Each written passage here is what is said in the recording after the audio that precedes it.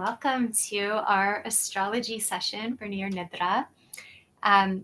Super excited when I was looking at just the energy of the year, and there's so many layers to it. Like first, the numerology of 8 from a Kundalini standpoint is the pranic body, which is like the finite and infinity. And really it's the energy of the breath and how that exchange of we breathe in, we nourish ourselves, and then we exhale and we nourish everything. And it's that constant fluid flow between us and everything else.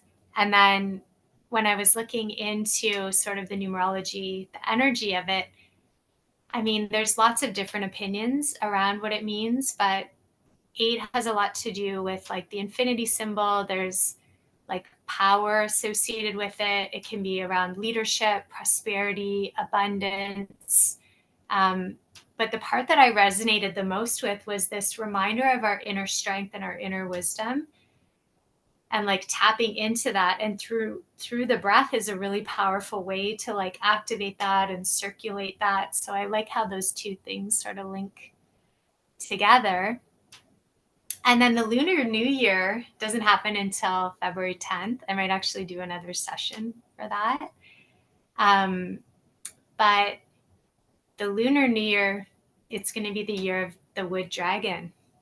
And it's interesting because the dragon and the fire breathing, it's like this another connection with the power and the breath and the leadership, and just how almost like magical but also esoteric the dragon is, because it's not an animal, but it's definitely like a mythical being of sorts.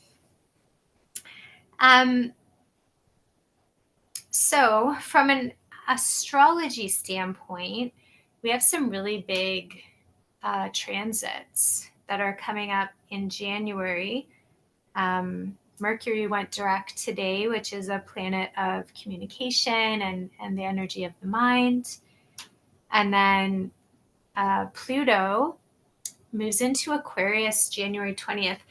And Pluto takes a long time to transit through a sign. So it can be like 20 years before it moves signs. And Pluto's been in Capricorn, sort of went into Aquarius and then retrograded back into Capricorn. So it's been sitting at the edge of Capricorn for quite some time now, really activating this need for change and rebirth around our structures, hierarchies, the way that we regulate our lives, like on a societal level. And Pluto in Aquarius it's an interesting dynamic because it seems to be bringing out like the power and the rebirth of doing things for the greater good of humanity, and using that innovation of, bringing through things that have never happened before.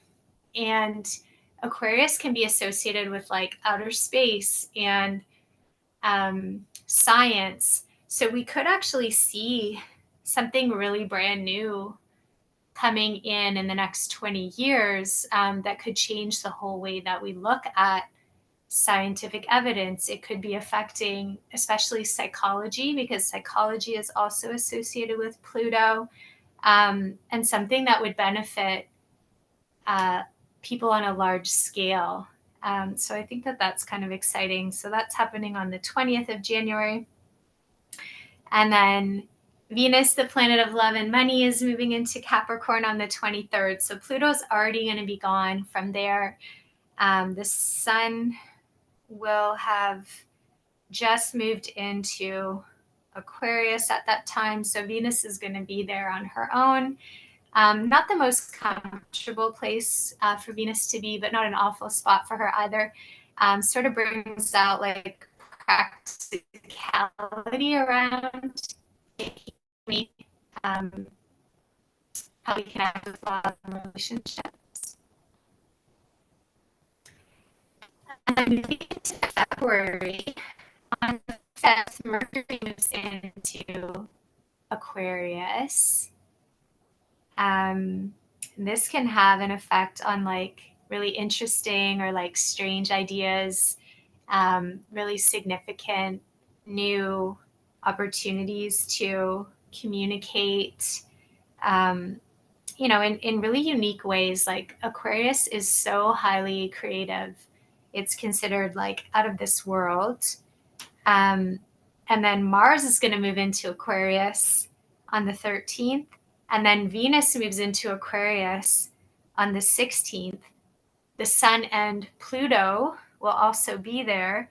So there's like a huge stellium that's happening. I believe it starts on the 16th because then there will be 4 planets. It might be the 13th of February. No, it's on the 5th because Sun and Pluto will be there already. And then the other 2 planets join the party. So we're getting a huge activation. And we've been on this kind of brink, the edge of the Aquarian age for quite some time. And there's different timings or beliefs that I've heard from lots of different people, whether it's spiritual teachers, influencers, astrologers, and what have you.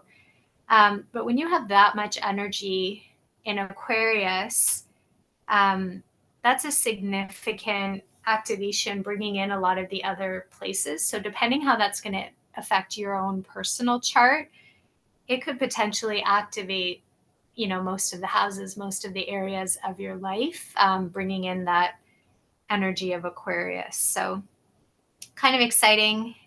Could be like unpredictable times. Lots of possibility there.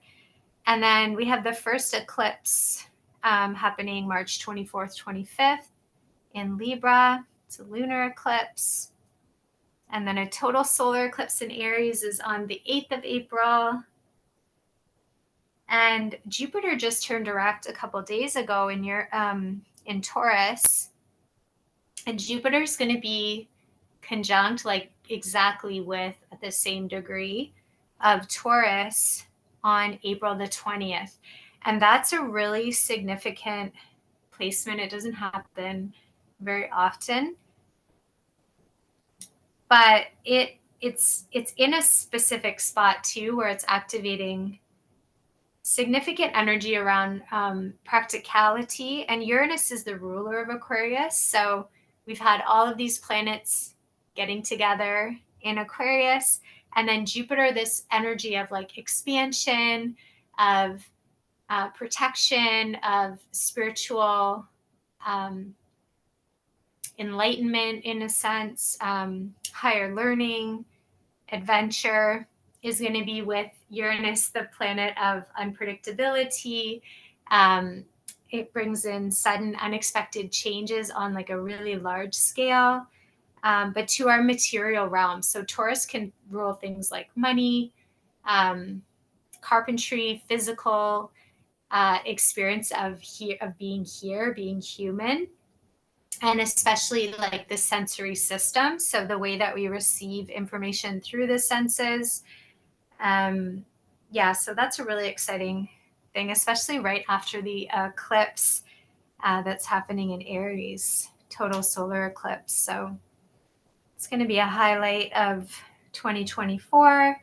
And then Jupiter is going to move into Gemini in May 25th. And Gemini is also sort of unpredictable energy, not in the same way that Uranus is.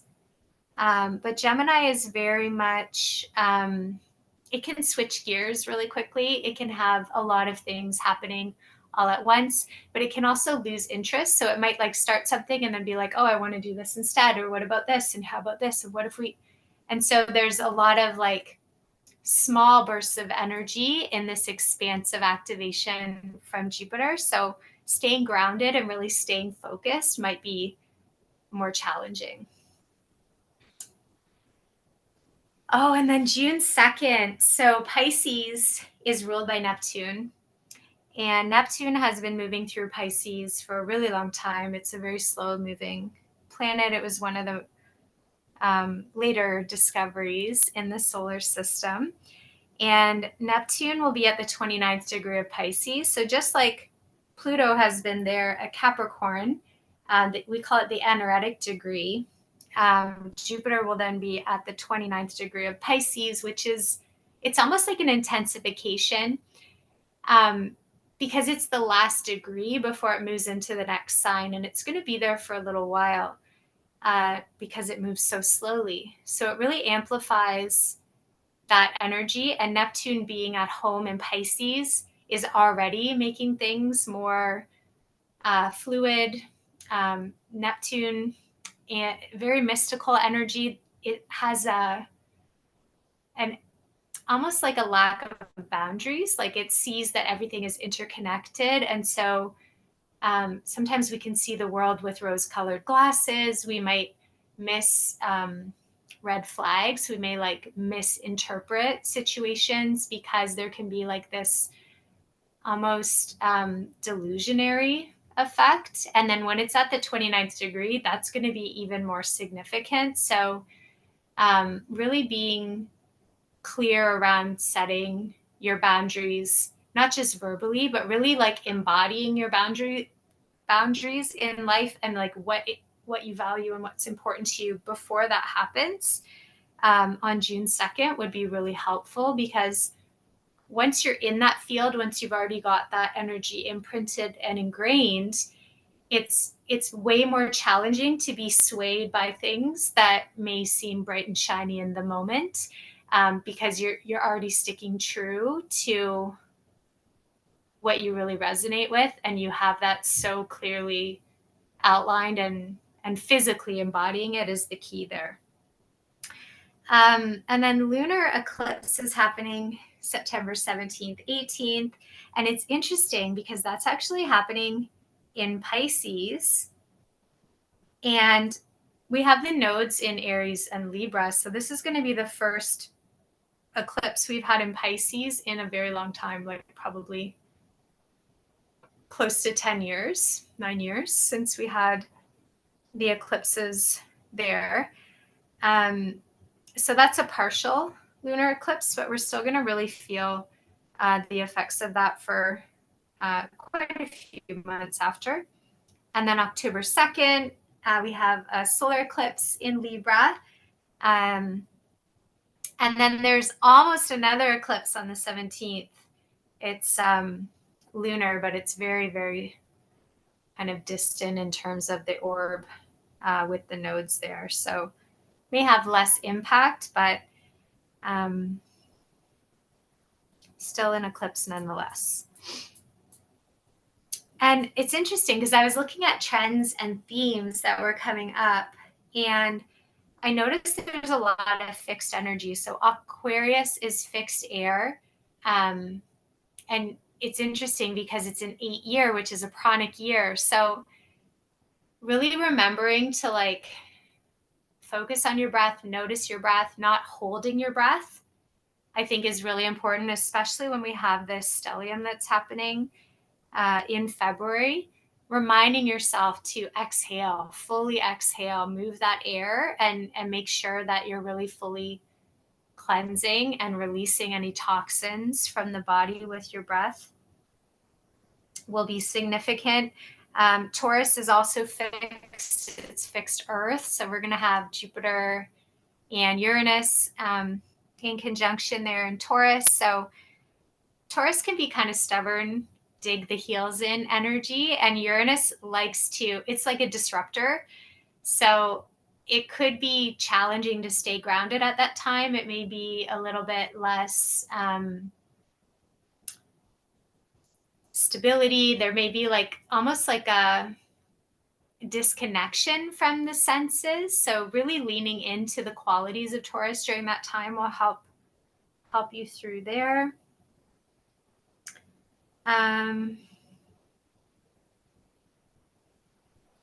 Yeah, and then the eclipses are not, they're in cardinal signs. Pisces is mutable energy. Oh, and then there's a full moon in Capricorn on July the 21st. And normally I wouldn't talk about it, except that it's also happening at that 29th degree. And Pluto has been activating that significantly. And before it moves into Aquarius, it's been sitting there. wrapping up, cleaning up, and finishing up, tying up all the loose ends before it carries on its journey.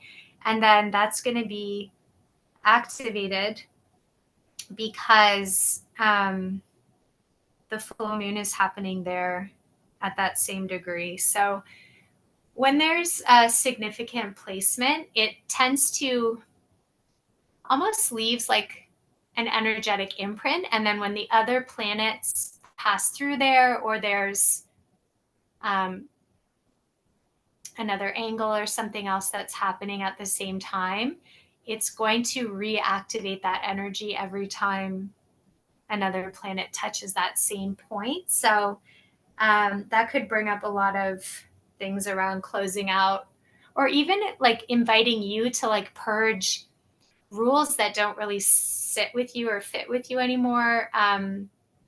Old sort of outdated beliefs, or sort of calling you to challenge those rules and beliefs. Like, where did they come from? And are they going to help me as I move forward with my goals, dreams, aspirations, life, career, things like that.